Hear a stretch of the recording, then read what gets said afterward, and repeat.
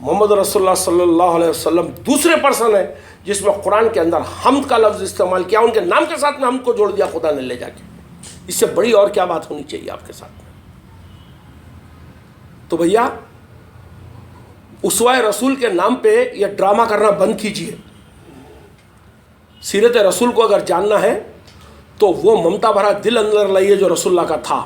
हाँ, मैं समझता हूँ कि हम लोग बहुत ज़्यादा जानते हैं रसूल से, ये मुसलमान बहुत ज़्यादा जानते हैं रसूलुल्लाह से। रसूलुल्लाह तो कुछ नहीं जानते थे बेचारे, कुछ भी नहीं मालूम था उनको।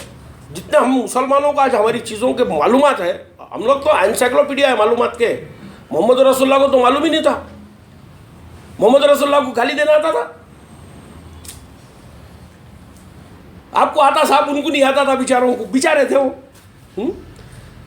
नफरत करना आता था उनको, आपको आता है, उनको नहीं आता था। वो तो बहुत कम चीज़ें जानते थे, इसलिए आप उनको इलिटरेट कहते हैं। हाँ, अरे सोचो कमबख्तो, क्या कर रहे हैं हम लोग। जिस रसूल को खुदा कहता है ये रहमतुल आलमीन है, सिदरतुल मुंतहा के ऊपर है, इनके बारे में ख्वाबा खौसैन का लफ्ज़ इस्तेमाल करता है, हाँ, मुकाम महमूद की बात करता है, उस रसूल को डिग्रेड करते हो तुम लोग। आप यकीन मानिए मोहम्मद रसूलुल्लाह का जो सबसे बड़ा कारनामा इंसानियत में है वो क्या है? वो एक ही कारनामा है, वो है पब्लिक एजुकेशन को इस्टेब्लिश करना। इसी की वजह से आप रहमतुल आलमीन कहलाए। पब्लिक एजुकेशन सिस्टम को रसूलुल्लाह ने इस्टेब्लिश किया। यह पब्लिक एजुकेशन सिस्टम जब पहली मरतबा इस्टेब्लिश हुआ, यानी मुस्लिम वर्ल्ड में जब पहली मरतबा इस्टेब्लिश हुआ, तो इसकी डिज़ाइन एक यूनिक डिज़ाइन थी जो मुस्लिम भूल गए। It was form on a unique format, so unique that Muslims have never repeated afterwards. इसके तमाम उस्ताद, तमाम टीचर काफिर थे और तमाम स्टूडेंट्स इसके मुस्लिम थे। फर्स्ट स्कूल जो मोहम्मद रसूलुल्लाह ने मदीने में कायम की, उसके पूरे टीचर्स काफिर और उसके पूरे स्टूडेंट्स मुस्लिम। इससे बड़ी रिलीजियस इंटीग्रिटी की, टॉलरेंस की क्या मिसाल मिल सकती है? हाँ? आजकल तो हमारे स्कूल में मुस्लिम स्कूल अलग बन गई नूरानी भाई। आजकल वो Islamic school, Islamic school, America Canada में तो धूम मची हुई है उसकी, धूम। वो छिप्पे पहन लेके चले जाते हैं बच्चे, पता नहीं, ब्लू पैंट, ऊंचा पैजामा, ऊंची पैंट, टाई लगा के। हमारे तारक भाई अच्छा बोले तो दाढ़ियाँ भी लगा दो बच्चों को आर्टिफिशियल, अभी तो उगी नहीं बेचारों को। समझ रहे हैं आप? जाकर ना एग्जाम पे डुप्लीकेट बना के भी जाते हैं सबको। हाँ, तो अब आप सोचिए कि ये चीज़ करना, पब्लिक एजुकेशन को आपने इस्टेब्लिश किया, उसके बाद ये तालीम के ऊपर कुरान क्या है लोगों को बताया। मोहम्मद रसूलुल्लाह ने इंसानियत में से शिर्क का आखिरी खात्मा कर दिया। सारी इंसान किसी न किसी परस्तिश के अंदर मुब्तला थे, सारी इंसानियत या तो नेचर को पूछती थी, या तो ऑब्जेक्ट को पूछती थी, या तो लोगों को पूछती थी। मोहम्मद रसूलुल्लाह का ग्रेटेस्ट कारनामा यह है कि इंसान से क्रिएचर वर्शिप को छुड़ाकर क्रिएटर की वर्शिप की तरफ मोड़ दिया उसको। एक दूसरी बात, उन्होंने रेफरेंस पॉइंट को चेंज किया इंसान के। एक रेफरेंस पॉइंट होता है जिससे आगाज होता है हर बात का। सारे लोग शिर्क की वजह से अटके हुए थे डॉगमेटिक सुपरस्टिशियस बिलीफ के अंदर। इन सारों से क्या किया? इनके शिर्क को छीन लिया, इनको तौहीद की तरफ जब मोड़ा तो उसका नतीजा ये निकला कि जो ऑब्जेक्ट ऑफ वर्शिप थे, सूरज ऑब्जेक्ट ऑफ वर्शिप था, नदी ऑब्जेक्ट ऑफ वर्शिप थी, लकड़ी और पत्थर ऑब्जेक्ट ऑफ वर्शिप थे, इनके जो पुराने अकाबिर गुजरे वो ऑब्जेक्ट ऑफ वर्शिप थे। ऑब्जेक्ट ऑफ वर्शिप को मोहम्मद रसूलुल्लाह ने ऑब्जेक्ट ऑफ इंक्वायरी बना दिया और एक खुदा की तरफ रुख मोड़ दिया। वो एक इनकलाब था और उसके बाद पब्लिक एजुकेशन का आना एक इनकलाब था आपकी ज़ात की तरफ से, जो लोगों के अंदर, कैसे लोगों के अंदर, कैमल ड्राइवर्स, ट्राइबल लोग जो अरब से वहाँ के, उन लोगों के अंदर ऐसी जहनियत को पैदा करा जो वर्ल्ड के साइंस के तमाम फाउंडेशंस डालने वाले वो हैं। समझ रहे हैं? वो खैर के जो तमाम मामले आज जिसको बराह रास्त तौर पे आप महसूस करते हैं, उन सबको मैं कह सकता हूं कि बगैर तकल्लुफ के कह सकता हूं कि इसका फाउंडर कुरान है। शिर्क तोड़े बगैर ये मुमकिन नहीं था। इंसान कभी बंदर पैदा नहीं हुआ भैया। इतने हज़ारों साल तक का तरक्की क्यों रुकी हुई थी? शिर्क वो फिनोमेना था जो तरक्की को रोका हुआ था। आप ये मत समझिए शिर्क कोई मूर्ति पूजन को कहते हैं। हर वो सुपरस्टिशियस बिलीफ्स के अंदर अटके हुए रहना शिर्क है। किसी भी शक्ल के अंदर मजहब को मानना शिर्क है, इंक्लूडिंग योर इस्लाम को मानना वो भी शिर्क है आप जो कर रहे हैं, इंक्लूडिंग योर पेगन अरबिज्म। एक लिबरल फ्री माइंड चाहिए इनोवेटिव काम करने के लिए, क्रिएटिव थिंकिंग करने के लिए। वो दरवाजे को आपने खोला। फिलिप सिट्टी लिखते हैं अपनी किताब के अंदर, but for the Arabs modern sciences were not possible. आज जो मॉडर्न साइंसेस है वो पॉसिबल नहीं थी, ये तो अरब है जो इसका फाउंडेशन डाल के दिए। उसके बाद एक ज़माना शुरू होता है। यह ज़माना अरबों की जो सिविलाइजेशन है, one of the greatest civilisation कहलाती है वो। ये चलते चलते चलते चलते स्पेन तक जाता है। 1492 के अंदर स्पेन अरबों के हाथ से चला जाता है। फिर ये जो नॉलेज यहाँ मिली थी ये यूरोप जाती है, वहाँ रिनांसेस आते हैं। उसके बाद साइंटिफिक इरा जो है पूरी तरीके से इस्टेब्लिश होता है। फिर यही नॉलेज निकल के अटलांटिक क्रॉस करके अमेरिका और कनाडा जाती है और ये मॉडर्न साइंसेस का वजूद आता है। ये तमाम खैर जिसको आज आप कहते हैं वो पूरी की पूरी आपकी ज़ात ग्रामी से जुड़ी हुई है और आप इसके फंडामेंटल फाउंडर हैं जिसने पब्लिक को एजुकेट किया। Common education, public education system को। आज साहब लिपि और पढ़ाई आज से 1000 साल पहले या 2000 साल पहले डिवाइन होती थी, मालूम है नूरानी साहब? कोई इंसान नहीं पढ़ सकता था सिवाय ब्राह्मण के इंडिया में। किताब को हाथ नहीं लगा सकते थे आप। राइटिंग को डिवाइन समझते थे लोग। तो अब आप सोचिए इस एजुकेशन को हर बच्चे तक आप पहुंचाना और इसके ऊपर मेहनत करना, वो रिसर्च सेंटर्स बने। मैं आपको कुछ देर पहले वो ज़रा पीछे से लीजिए अब्दुल रहमान, शकील भाई बैठिए, हाफिज साहब बैठिए, कैलेंडर है देख लीजिए।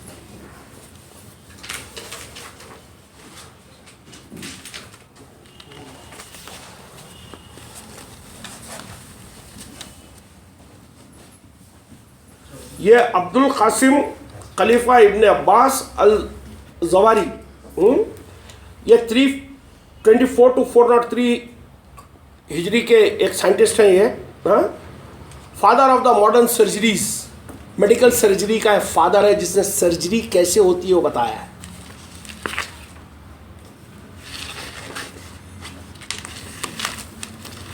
आप अगर देखेंगे ये अबू हातिम, ये 354 to 432 हिजरी के हैं। Father of the modern optics, ऐनक, पहली मर्तबा ऑप्टिक लेंस बनाने वाले इंसान है ये।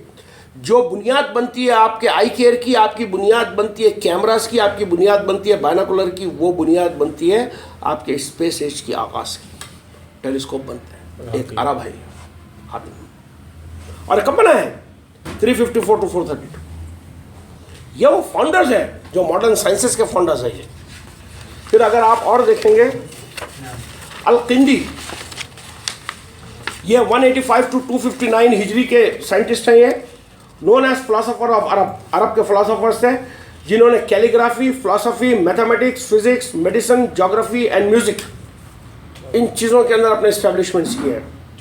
A prolific writer, the total number of books written by him is 241, the prominent among which divided as follows. Astronomy पे इन्होंने 16 किताबें लिखी, अरिथमेटिक पे 11 किताबें लिखी, ज्योमेट्री पे 32 किताबें लिखी, मेडिसिन पे 22 किताबें लिखी, फिजिक्स के ऊपर 12 किताबें लिखी, फिलोसफी पे 22 किताबें लिखी, लॉजिक के ऊपर 9 किताबें लिखी और साइकोलॉजी पे 5 और म्यूजिक पे 7 किताबें लिखी। ये फाउंडर्स ये कुरान बनाया है साहब, ये कुरान बनाया, ये कुरान आकर नमाजिया नहीं बनाया, ये बनाया। ये मॉडर्न वर्ल्ड की जो साइंटिफिक इरा है उसका फाउंडर है कुरान। इस्लाम मैं कह सकता हूँ कि दौरे जदीद का खालिक है। हाँ मैं वापस लाऊंगा ना उसको। अल गज़ाली डबल पेज आ गए क्या? आगे पीछे दोनों। हाँ वो पीछे का उधर से फिर पलटा के ले लेंगे। अल गजाली है, देखिए ये 450 to 504 के हैं। हाँ, after prophet Muhammad single most influential Muslim Imam Ghazali है। इमाम गजाली है। This is how he refer to the historians. और उनकी कुछ किताबें फतूतल फजीलात और वो पता नहीं क्या क्या हो। ढकले ज्यादा। हाँ हाँ, ये पूरा है वर्शिप का फॉर्म लाने वाला ही नीचे भाई। चलो ठीक है, छोड़िए उनको, छोड़िए। इमाम गजाली पूरी खुराफात, पूरी कुरान जितनी इस्लाम में है। खुराफात। अच्छा, इमाम गजाली ने कहा है। हाँ, गजाली ने सर नहीं, कहानी वो है, लिखे हैं ना किताबें उनकी। फाउंडर है। ये और एक है, देखिए अल गज़वारिज़मी, गवारज़मी, ये पर्शियन थे। ये 163 to 235 के अंदर हुए हैं। Greatest mathematician that ever lived. बहुत बड़ा जो है मैथमेटिशियन था ये। ज्यादातर फारसी है। नहीं सब देखिए, जो इससे मुतासिर हुआ, जो नॉलेज ले लिया, वो फारसी होगा, अरब होगा, इंडियन होगा, उससे कुछ। और ये नहीं है कि सारे अरब्स की हैं, ये अरब्स दुनिया में इंटेलिजेंट वर्क कहाँ हुआ है उसको ढूंढ के लाके उनको वर्क को रिकॉग्नाइज किया है और उसको रीस्टेब्लिश किया उस नॉलेजेस को। तर्जुमा करे उसकी, उनके वर्क्स को देखे, क्योंकि वो वर्क वहाँ पनप नहीं सकता था। इंटेलिजेंट माइंड तो भैया हर जमाने में रहे, वो वर्क वहाँ पर इसलिए नहीं पनपा कि वहाँ पर शिफ्ट था। वो बादशाह उनको पनप नहीं देते थे, मरवा देते थे हमारे अगेंस्ट उठ रहा करके। ये माहौल किसने कायम किया? ये मोहम्मद रसूलुल्लाह ने कायम किया। अब ये देखिए अल राजी है ये। हाँ, अल राजी 239 to 313 हिजरी के है ये। हाँ, the most original all physicians, यानी फिजिशियन है ये। किताब अल मंसूरी, किताब अल मुक्की, किताब अल तिब और कई किताबों के राइटर है ये। हाँ, तो आप बताइए, ये लोग हैं। अब इब्न कुल्दूम है जो हिस्टोरियन है, बहुत बड़ा, इकोनॉमिक्स पे और हिस्ट्री के ऊपर इनका काफ़ी बड़ा वर्क है। हाँ हाँ, वो ठीक है, वो एक बात अलग है साहब। मैं आपसे ये कहूँगा कि ये मतलब मौर्रिख है, इब्न कुल्दूम ने हिस्ट्री को रीडिफाइन किया कि हिस्ट्री कैसी लिखी जाए। इनका जो प्रीफेस है, जो पूरी एक बुक की शक्ल है, वो मुकद्दमा कहते हैं उसको, इतना ब्यूटीफुल है वो। अच्छा, इन्होंने तो सही लिखे, लेने वालों ने हाँ, उसको उल्टा। नहीं, ये तो हर जगह हुआ साहब। आप क्या करते हैं, पूरी हनफी फिक़्ह अबू हनीफा से चलाते हैं। अबू हनीफा ने अपनी ज़िंदगी में कोई किताब ही नहीं लिखी, वो गिनती के 2-4 फतवे 20 फतवे दिए हुए। वो उनके 2 नालायक शागिर्द थे, वो यूसुफ और वो मिलके पूरे गढ़ दिए उनके नाम पे। तो मैं ऐसा, मेरा अभी भी ये मानना है कि हमारे मुहद्दिसीन ने भी जो कुछ वर्क किया होगा, चाहे इमाम बुखारी साहब ही क्यों ना हो, ये पूरा वर्क उनका नहीं है। कुछ हो सकता थोड़ा बहुत किया होगा, बाकी के जो उनके नाम के ऊपर ढकेल के जो गाड़ी चलाने वाले हैं वो चलाए होंगे गाड़ी उसके अंदर। बहरहाल कुछ भी किया, गलत तो हाथ में आ गई हमारे, इतनी बात तो पक्की हो। अल-बतार ये एक है, ये साइंटिफिक क्लासिफिकेशन ऑफ अंकोलॉजी। फिर इसके बाद है, बहुत लोग हैं, बहुत है, यानी और एक है Nafisi, the first describe the pulmonary circulation of blood circulation के ऊपर पहला थीसिस देने वाला आदमी। और आप देखिए इब्ने बतूता है, ये ट्रैवलर है जो पहली मर्तबा पूरे वर्ल्ड की ट्रैवल करके ज्योग्राफिकल मैप बनाने की तजवीज़ किया।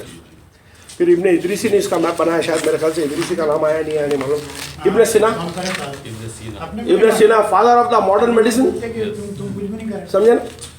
ये और बात है कि पिछले 500 साल में मेडिसन, सीना उसी के अंदर शामिल है। देखिए आप, हाँ, father of the modern medicine, pioneer of the aromatherapy, कुछ है ये। पायनियर में तो आपकी फैक्ट्री का नाम भी आ गया, हमारी फैक्ट्री का नाम आ गया ना।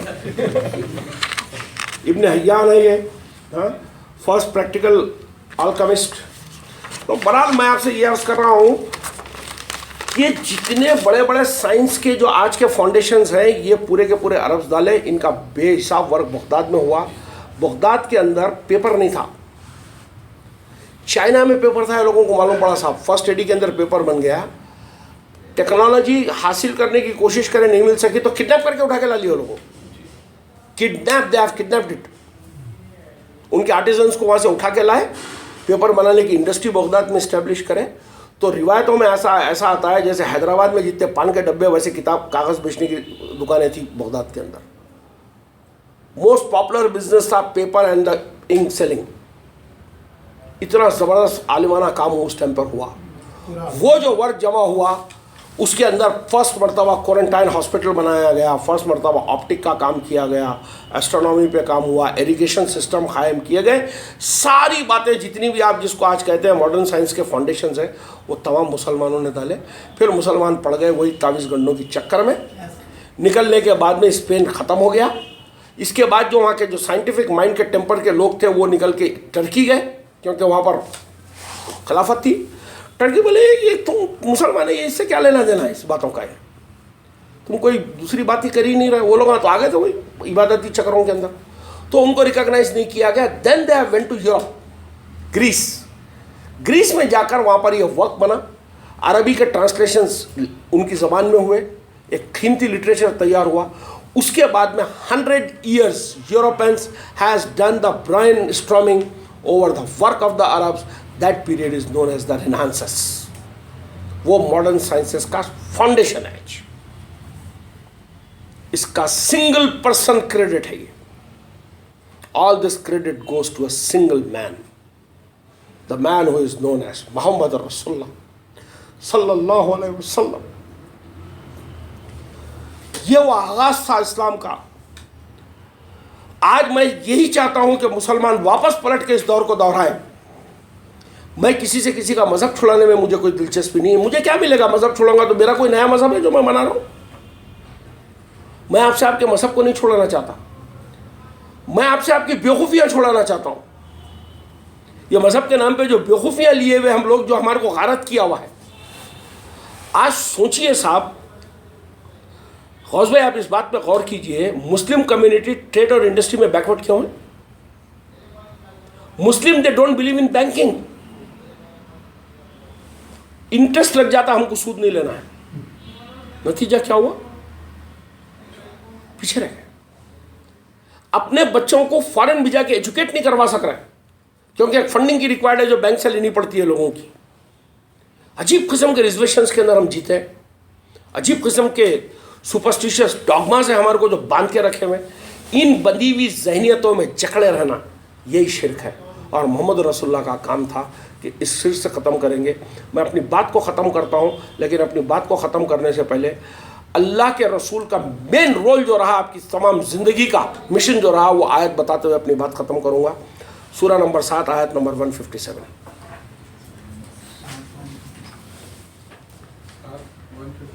157 7 की। ये वो काम है जिसके लिए रसूल आए, और वो काम आपने ईमानदाराना तौर पे करके गए। उसके बाद में ये मौलवी के बच्चे वापस उसके अंदर ढकेले। मोहम्मद रसूलुल्लाह को धंधा बना लिया है लोगों ने। उसके बाद में they have made the business out of profit. जो लोग पैरवी करेंगे उस रसूल की, अगला ना वो उसका जंजीरों का लफ्ज आता है, देखिए अच्छा, जी। इससे पहले क्या है? कि हम उसको, यानी रसूल का काम बताया गया कि वो लोगों के पैरों में पड़ी हुई जंजीरों से उसको नजात दिलाए। वो यार हाँ हाँ, एक ये आगे आ रहा है, यही आया था। ये हाँ क्या है? हाँ पढ़िए। आगे बराबर है। जो लोग पैरवी करेंगे उस रसूल की जो नबी उम्मी है, जिसको वो अपने यहाँ तौरात और इंजील में लिखा हुआ पाते हैं, ठीक वो उनको नेकी का हुक्म देता है और उनको बुराई से रोकता है, ठीक। और उनके लिए पाकीज़ा चीज़ें जायज़ ठहराता है, उनके लिए पाकीज़ा चीज़ें जायज़ ठहराता है, ठीक। और नापाक चीज़ें हराम करता है, ठीक। और उन पर वो बोझ और कैदी उतारता है जो उन पर थी। उन पे से उनका वो बोझ और वो उनके कैदें जिसके अंदर वो चकड़े हुए हैं, और वो अखलान जो उनके पैरों के अंदर जंजीरें पड़ी हुई, और वो तोखे जो उनके गर्दन में, उसको रसूल मार के शैटर्ड करके छोड़ा देता है इंसानियत को वहाँ से। कितनी खूबसूरत आयत है, पढ़िए साहब, इसको पूरा पढ़िए। जो लोग उस पर ईमान लाए और जिन्होंने उसकी इज्जत की और उसकी मदद की और नूर की पैरवी की जो उसके साथ उतारा गया है, तो वो वही लोग फलाह पाने वाले। अरबी में पढ़िए इसको। अल्लज़ीना यत्तबिऊन अर्रसूल अन्नबिय्यिल उम्मी अल्लज़ी यजिदूनहु मक्तूबन इन्दहुम फित्तौराति वल इंजील यअमुरुहुम बिल मारूफ व यनहाहुम अनिल मुनकर व युहिल्लु लहुमुत तय्यिबात व युहर्रिमु अलैहिमुल खबाइस व यज़उ अन्हुम इसरहुम वल अगलाल अल्लती कानत अलैहिम वल्लज़ीना आमनू बिही व अज़्ज़रूहु व नसरूहु वत्तबउन नूर अल्लज़ी उन्ज़िला मअहु उलाइका हुमुल मुफ़्लिहून। बताइए कितनी गहरी बात कही गई है कि वो रसूल जिसकी तुमको इत्तिबा करनी है, जिसका मेन पर्पस था कि इंसानियत जिन जंजीरों में जकड़ी हुई है, जिन कैदों में है, जिनके माइंड्स पत्थरों के नीचे दफन कर दिए गए, उनको शैटर्ड करके निकाल के इंसान को जो है खड़े करके हनीफ बना रहा है और उसको क्लियर कट थिंकिंग का जो है मालिक बना के उसको आगे बढ़ाना चाहता है। ये वो असाब रसूल थे जो नेक असाब रसूल थे, जो रसूल की तालीम से तैयार हुए। जितने नाम मैंने बताए वो उन्हीं का प्रोडक्ट है, जिसकी वजह से ये कायनात के अंदर आज रहमत है। आप इसको कह सकते हैं, देखिए दो लफ्ज़, एक है रहमत, एक है नेमत।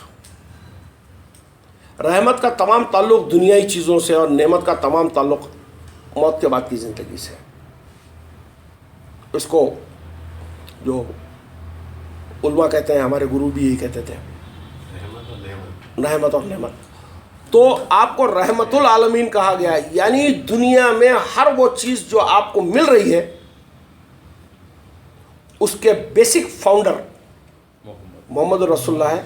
आपने एजुकेशन कायम किया, आपने इंसान के डॉगमेटिक बिलीफ को मार के तोड़ा, उसके जहन को शिर्क से आज़ाद किया, उसको क्लियरर थिंकिंग दी, करेज दिया, उसको करेज दिया।